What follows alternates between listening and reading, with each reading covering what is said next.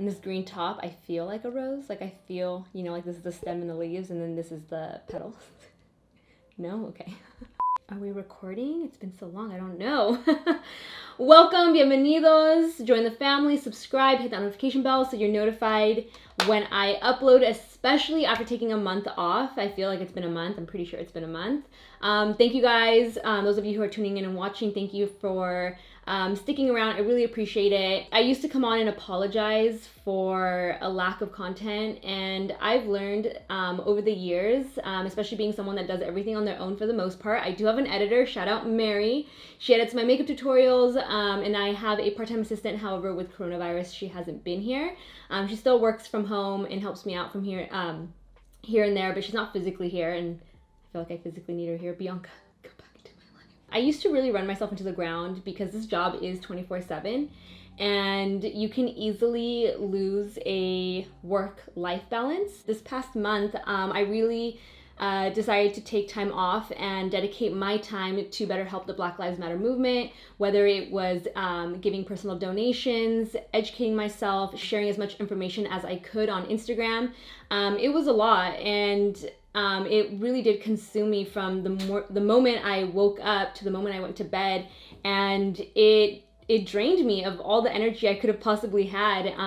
So I couldn't even imagine what it's like for someone who is a part of the Black community who has suffered or has dealt with racism their entire lives. And for me, being a first-generation Mexican-American, but also a white-passing Latina, it was just very eye-opening because, you know, I've had my own problems growing up, but it was a lot to take in, and I've learned, I've evolved, and I'm still helping the movement. So today's video, you guys, all the money that is made from this video, I don't make a lot off my YouTube videos, but whatever money we do make from this, we will be donating to an organization. I was looking at the Okra Project, as well as I think it's called LOVELAND.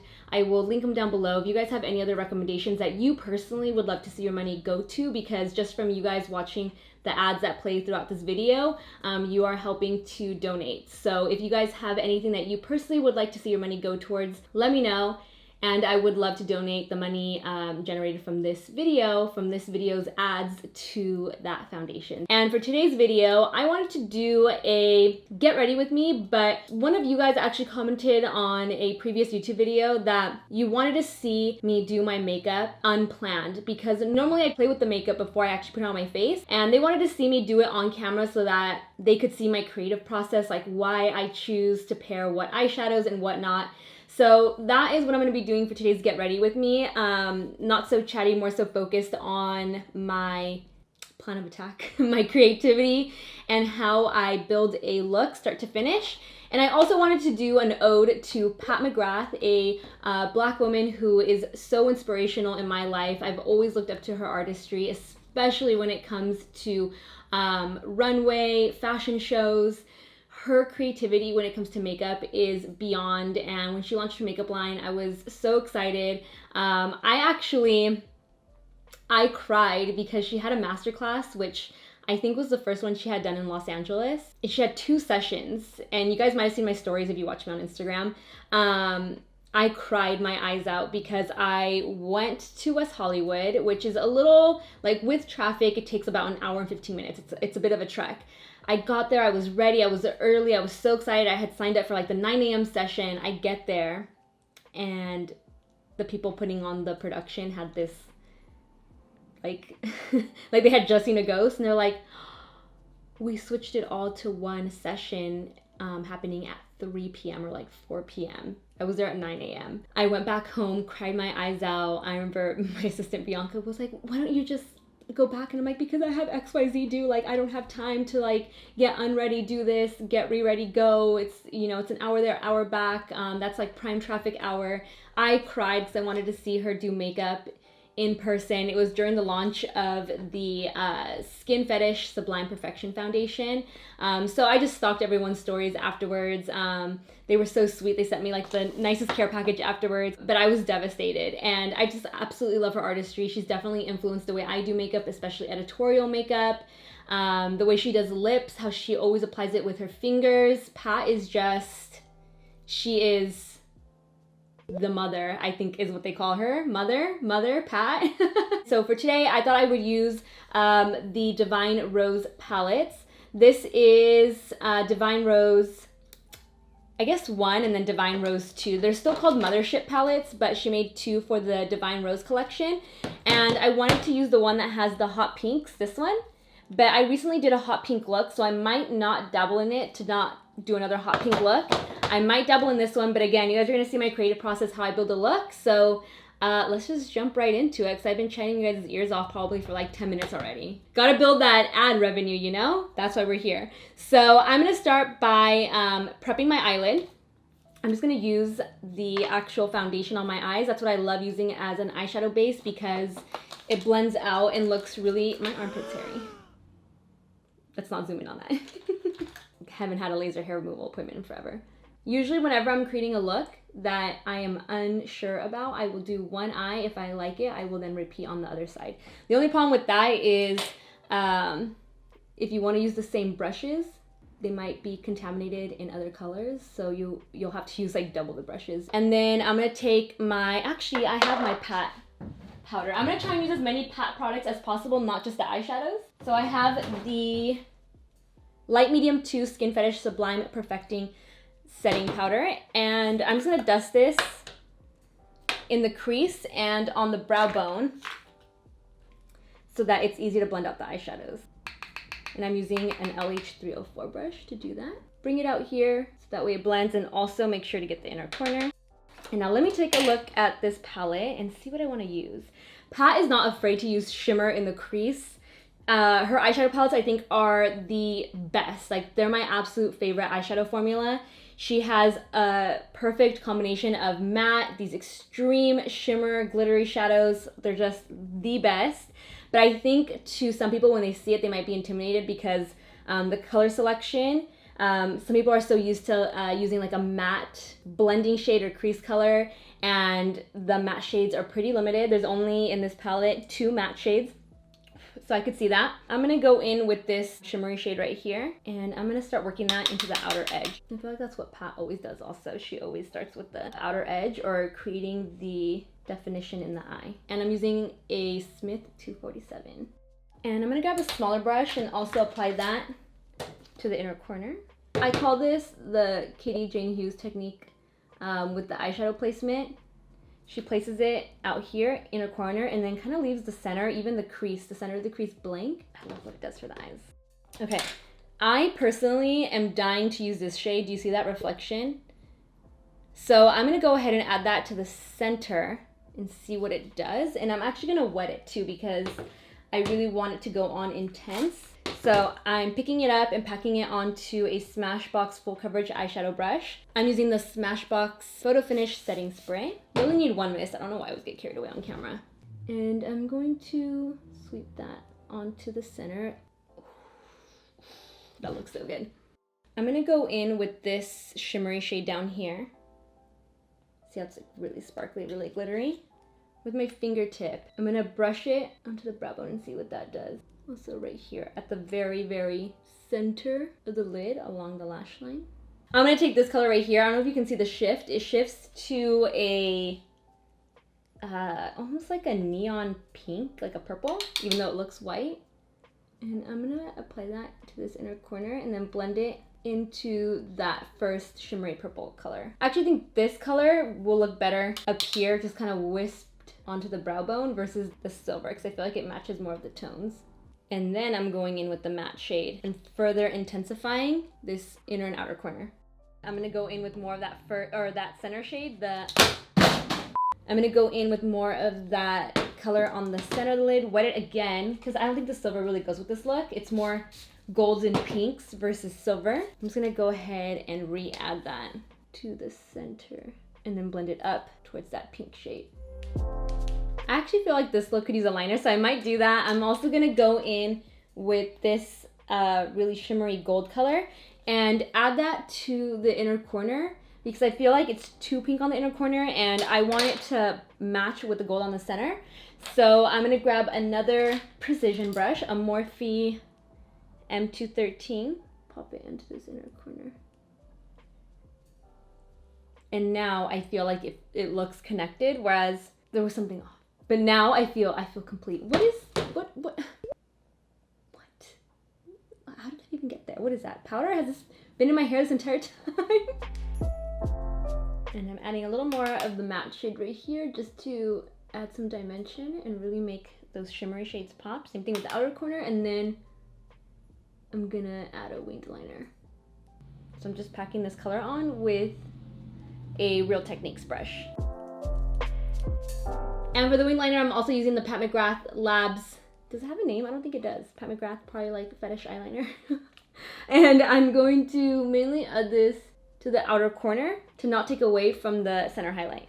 The reason I don't do eyeliner as often is because I like to focus on the eyeshadow and the color. But by keeping it more towards the outer edge, the liner, it doesn't eat up all this lid space. If I want to do that, then I want the focus to be the eyeliner. But in this case, I want it to blend in with the eyeshadow. So that is about it for the eye. I'm going to go ahead and replicate the same thing on this eye, and then I will continue on with the skin. Yes. It's been a while, guys. It's been a while. One thing I do want to point out is by the time I go on to do the second eye, because I know what I want the outcome to be, it usually ends up looking better than the other eye because you know what you're doing the second time around. So in this case, I know that I really liked the matte shadow really creating that dimension on the inner and outer corners. So no, I'm not going to start with it, but I'm going to add it sooner than later, whereas I just made a huge mess. Whereas it was kind of like the final step when I was doing this eye. So in this case, I'm just going to show you guys this part real quick on the other eye, even though it's going to be just about the same thing. I'm going to start with the shimmery cranberry color to define the eye like I did on the other side. And instead of waiting, I'm going to go in with the matte shadow now on that inner and outer corner to really get an intense finish from it.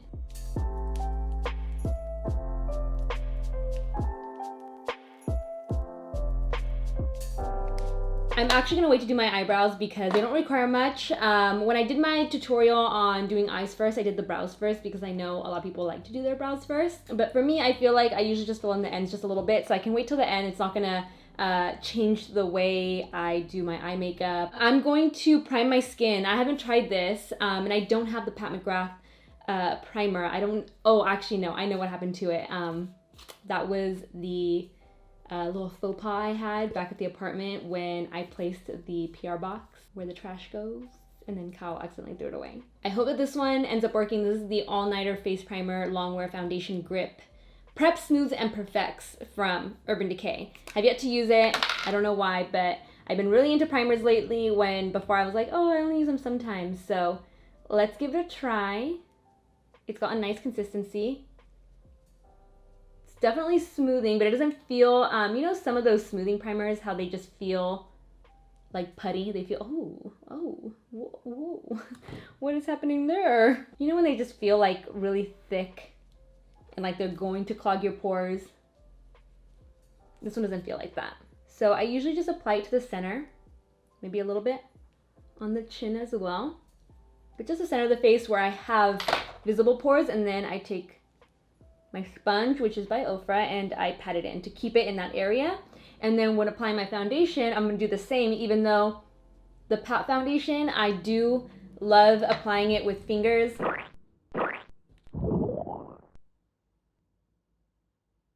Really?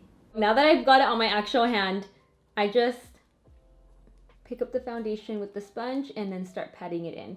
But this foundation is definitely a staple favorite of mine because it looks like skin. It doesn't have a high coverage, and for whatever reason, it still makes your skin look super flawless. So I'm just gonna go ahead and pat that on all over. This is shade Light Medium 13. And if you guys haven't seen my Confident in Color tutorial where I did a really colorful look using the Stupid Love palette from House Labs, I go over some general guidelines that help me feel confident in color. One of them is to have skin that feels really fresh, breathable, dewy, like your skin, but better. Because if I do a really intense eye and then I also do heavy full coverage, for me it feels like I have a lot of makeup, and then I end up not liking it and I end up not feeling confident in my makeup. So the pat one is definitely a staple if you want the look of flawless skin, but you don't want to feel like you're wearing a ton of makeup.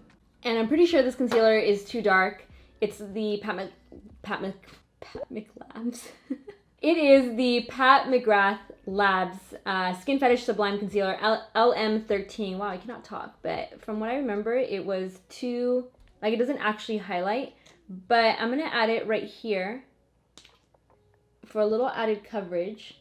So I'd rather add coverage with concealer than go full coverage with my foundation. So I've added it to those areas, and then with a lighter concealer, I'm gonna use one of my current favorites, the Makeup Forever Ultra HD Concealer shade number 21, and I'm gonna use this to actually highlight, and then paired with that Pat concealer, it's gonna give me the perfect undertone.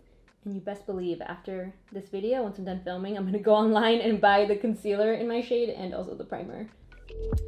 Overall, skin looks super fresh. I'm gonna set everything now with the same Pat McGrath powder, and then I'll show you guys how I decide what highlighters, bronzers, blush I want to use. And then what I've been doing lately to set with powder is I dip the bottom of my sponge into the powder and then very lightly just press it into the rest of the skin. And I leave a little extra underneath the eyes because my under eyes always crease no matter what, so I like to pack it on just a little bit while I work on the bronzer, blush, and highlight. I'm gonna try out this new bronzer from the MAC collection. I swatched it and it looks pretty nice. So I'm going to, I want to create not like a chiseled bronze effect. I want it to be a lot softer, as I feel like Pat would do. I feel like she likes the very like effortless, ethereal beauty. So I'm gonna use Roxette's brush with Sigma Beauty. It's called the Iconic Bronze Brush. And I'm just gonna swirl it into that bronzer. Get it all up in that brush, dust off the excess, and then I'm just gonna work it into the skin like so. I start at the hollows like you normally would if you wanted a more defined chiseled finish, but I'm kind of doing like really light feathering sweeping motions on the cheeks to get that all over bronze look versus seeing the lines of bronzer on the face. And then to further soften any harsh edges, if you did get some, I got some on the sides of my chin right here, which I like to add to the definition and dimension, but sometimes it's a little too obvious. So I'm taking this Sephora number 79 Pro Contour Brush, and I'm dipping it into my Pat McGrath Labs powder, dusting it off.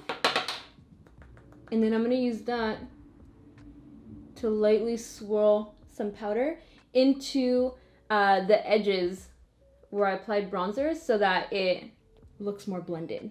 Little pro makeup tip there. So I'm taking that same bronzer, adding it underneath my lip, and also the sides of the nose. This one that I'm using is the Simple Human one. And then again, just softening everything out. And then the last bit of powder that I do before highlighting is blush. And Pat hasn't come out with blushes yet, huh? When she does, they're gonna be really good. What blush do I have down here?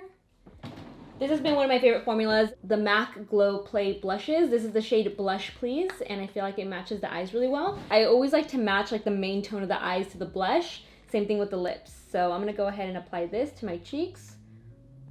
And you definitely wanna add blush before you mist, because once you mist, the blush might cling to the skin really weird and it'll be really difficult to blend out. So do it while you're freshly powdered. Resist the urge to mist until you've applied your blush. And I'm gonna take it pretty up high into this outer corner so that the shadow almost blends into the blush. I almost got carried away because my next step would be to finish the lower lash line. So I'm actually gonna dust away the powder underneath my eyes so that way the powder eyeshadow goes on to the max color potential. So going back into the Divine Rose palette, this is the original, not number 2. I think what I'm gonna do is start by sweeping the shimmery purple across the entire lash line. No, not the entire lash line. I'm gonna stop right here so I can add gold kind of underneath the eyes, or like from the inner corner going this way. So you definitely wanna do this before you mist as well, because all that fallout, or if you get any fallout from your lower lash line, it will, I repeat, it will stick to your face. So don't forget to do that. And I'm gonna take a little eyeliner brush and add the matte shadow just so I don't go too heavy with it. And I'm gonna add it really tight to the lash line right here. And then if you get any fallout, just dust it away immediately if you can. so it doesn't have any reason to stick around. And then with that first brush, I'm gonna blend these two shadows together. Okay, and then with a little precision brush, I'm gonna pick up that beautiful rose gold shadow right here. I'm gonna wet it with that same Smashbox setting spray, and I'm gonna apply it on the rest of the lower lash line. And I always like to wet shimmery shadows on the lower lash line because there's already powder there, and I feel like they'll lose their intensity if you don't. And definitely use a small brush so you don't get too carried away, and then the shadow gets into the parts of your eye that crease. So I like to keep it really tight to the lash line on that inner corner, and then just kind of sweep it into the rest of those shadows on the lower lash line. By adding that shimmery shade, it really connects it and brings your eye back up to the color on the eyelid. And to fill in my waterline, I'm gonna use a chocolatey brown liner, because chocolate brown, as you guys saw in the palette, that darker shade is not a purple, even though the whole color pattern or scheme of these palettes is like rose tones, dusty purples. This is actually a brown, but when you mix brown eyeshadows with anything that looks even slightly purple, it turns it into a more of a purple hue. So this liner is one of my favorite formulas from Fenty Beauty. It's so creamy. It also has a bit of sparkle to it, which will add to the shine. So I'm gonna go ahead and just completely fill in my upper and lower waterline with this liner. First time in months since, I would say February, since my eye surgery. I'm going to very lightly fill in my brows. I'm using this e.l.f. Ultra Precise Brow Pencil in the shade, I hate that they put it on this little tiny ass sticker on the lid, Neutral Brown, because I feel like it's usually just the tail of my brow that needs a little help. And then to fluff them up, I'm gonna use the e.l.f. Clear Brow Gel and Mascara Duo. I'm actually gonna mist myself now. I'm all over the place. Going to mist myself with this new Veil Soft Focus Setting Spray from Hourglass. I've used it a couple times. I really, really like it. It does leave you super dewy, so you might want to pat it in afterwards or further powder, but I do like the way it makes my skin look. And the mist is super, super fine, as you guys can tell. I'm gonna add the brow gel now, but I'm gonna do this while I wait for the mist to dry down, and then once it feels like the perfect amount of dry, like a little tacky but not super dry but not super wet, I'm going to add my highlight. And for a highlight, so this is actually really important when it comes to building a makeup look. If the tones on your eyes are golden and warm, you want to stick with the same sort of highlighter tone. Whenever I do my eyes and then the highlight ends up looking like too silvery and too cool toned and the eyes are warm, it ends up not connecting the look. And for this look, since it's so rosy, I'm going to use this Dior Nude Luminizer Lolly Glow number 08. It's got that pink tone to it, and it's going to look really beautiful with all the pink tones that I have on my face, with the blush, with the eyes. And I'm actually going to use a large brush. I'm using a Sephora Pro Blush 96. I'm gonna sweep this on the apples, or not, like the tops of the apples right here, going back towards the high points. And then usually after highlighting, I like to mist one more time so that the powder highlight ends up looking more so like glossy wet skin. All right, final steps here. Mascara, I'm using Pat McGrath Labs Fetish Eyes Mascara. Also one of my top fives, along with Marc Jacobs, IT Cosmetics, which other ones I really love, but this formula is amazing. Just opened up a new one. And I personally love using a brown black mascara on my lower lashes. I think it looks more natural. It could just be me though, because I have really long lower lashes, so they can look a little scary in a jet black mascara, one that's really thickening and volumizing. Which this mascara is. It's the L'Oreal Voluminous Original. It is really thickening. It's a great all-time classic drugstore mascara. But in brown black, it just looks way more natural. So I always use that on my lower lashes. Then I feel like you can also still see the shadow on the lower lash line too, versus using like a thick black mascara. I wanted to share these wipes with you guys before I wipe off the foundation on my lips. So I know some people feel some type of way about wipes. When it comes to makeup, I feel like they're an essential item because you end up using them to clean up, touch up, get the makeup out of your hair. And these ones are from Bliss, and they are the makeup melt wipes in a limited edition packaging because they are in partnership with, I don't know if this is just locally, because on here it says Bliss will donate 100% of net profits from these limited edition makeup melt wipes to support the LGBTQ causes locally and around the world. So when I got the package, it was specifically for the Trevor Project, and with the purchase of these wipes, you are helping to donate to an LGBTQ organization, and they have more information on the package on these wipes and their initiatives. So I thought that was awesome. Just wanted to share it with you guys. Wanted to show some support. All are welcome here on my channel, always and forever. Always know that, you guys. I don't care where you come from, where you've been, as long as you are friendly, loving, and kind, you are welcome here on my channel. So I'm just removing the foundation. Look at that. And usually there will be a ring around your lip because you've set with powder, you've used concealer foundation. So I will usually grab a pretty dense brush. This is a clean LH304, and I just buff out the edges so it looks soft so you don't see that distinct line of foundation around the lips. And I want to use one of Pat's lipsticks that she launched with the Divine Rose collection, but I feel like they might be too pink for this look. Like, it'll be a lot, but let's see. Let me grab one. I'll at least swatch them for you guys. Okay, so this first color is called Soft Core. Ooh, Pat. In shade number, well, it's number 25. It's like a dusty mauve. And then the other color is Christy number 48. And this one is more like a, I want to say like a true dusty pink. I mean, I could wear this one. Let's see. I don't mind it. I thought I was going to mind it, but let me grab the liner from the collection also. So the lip liner does have a different name. This one is called Buff. And I'm going to use that to outline my lips and then further adjust the actual lipstick. And then if it were Pat doing the lip, she would take her finger and just further blend the lipstick into the lips and define the lips to the shape and everything. It's really magic how she does it. It's amazing.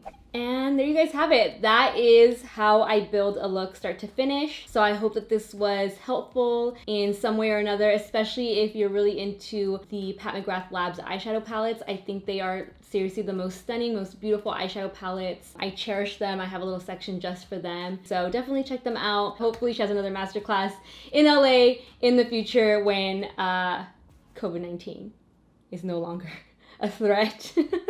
So I hope you guys enjoyed it. Stay healthy, take care of yourselves. Again, comment down below any organization that you would like to personally see your money go to. Again, the Okra Project is the one that I really gravitated towards because it does help the LGBTQ community as well within the Black community. That one is top of my list. Check it out. Description box will have more information. Hope you guys enjoyed this look. Thank you for watching. Subscribe, hit that notification bell, and I will see you in the next one. Bye, guys.